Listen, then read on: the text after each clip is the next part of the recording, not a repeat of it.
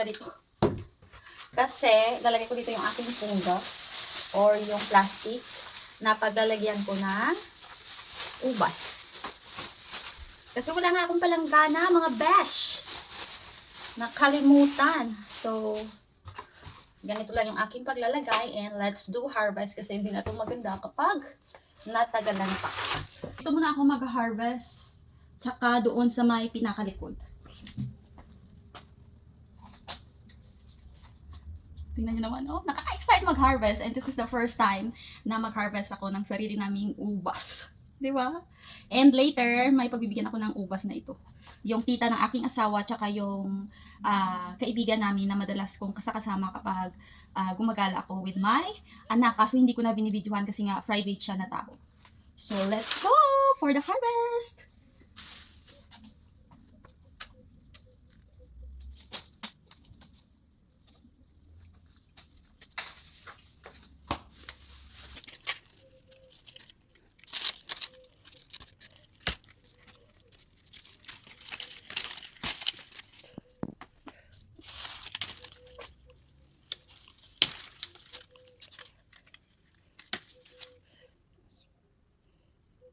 Ang saya mag-harvest. Tapos kakainin mo lang siya ng ganito ba?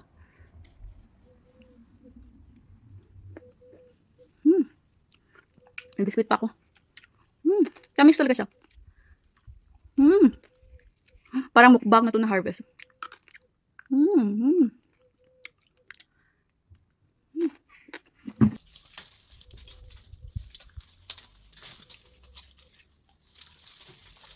Tingnan nyo naman, ang daming ubas.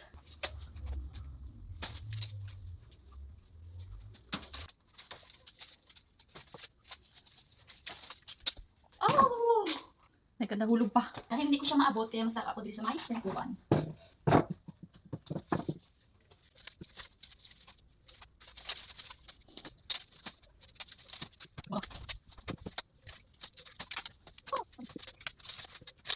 Dadali ko muna ito sa likod.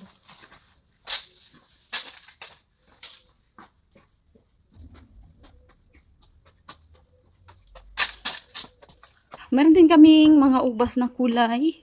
Green siya. Kaso, nagkalasamad na siya. Ipakita ko sa inyo. Yan siya, oh. Nagkalasamad na siya. Pero alam nyo ba, doon sa may binan ko na lalaki, meron talaga siyang ubas na kulay green na ganito na super talaga sasarap. Ang tamis-tamis niya. Pero dito sa amin, iwan ko ba? O, tignan nyo naman, oh. Hindi siya malaki. Diba? Maliliit siya, pero hindi ko na yan kukunin kasi masasayang lang yung oras ko sa pagkuha niyan. At dito sa may area na to, sa may likod namin, is mababa lang talaga yung mag-harvest ka ng grapes. Let's go and harvest the ubas.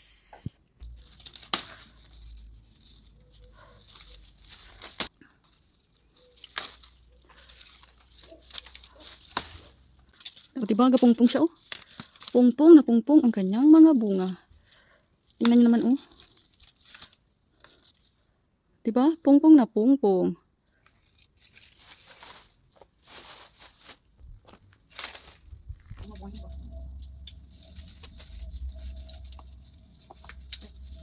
Sayang, nagkalandagas lang.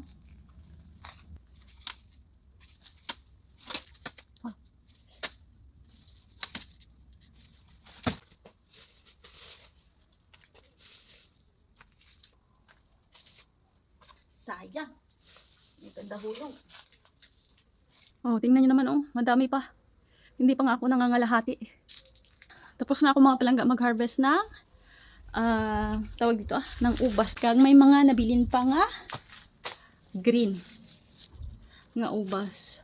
Sang katerba ang akon nga nakuha nga ubas.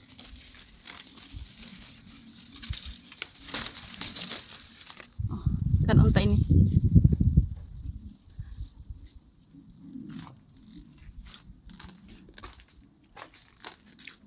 Matamis. Kuha ninyo ang akon nga ubas nga nakuha. Mobra ako sinisang smoothie or I don't know kung anong magagawa ko dito. Kasi hindi pa kasi ako alam ba ng mga recipe ng ubas. Magbubuhat ng ubas, dito is yung aking asawa kasi mabigat.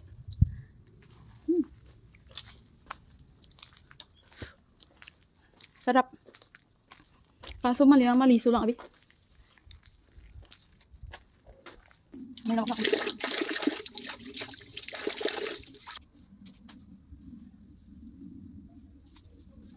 Diba? So, dali na aking asawa doon. Yung aking harvest nga, strawberry or ubas.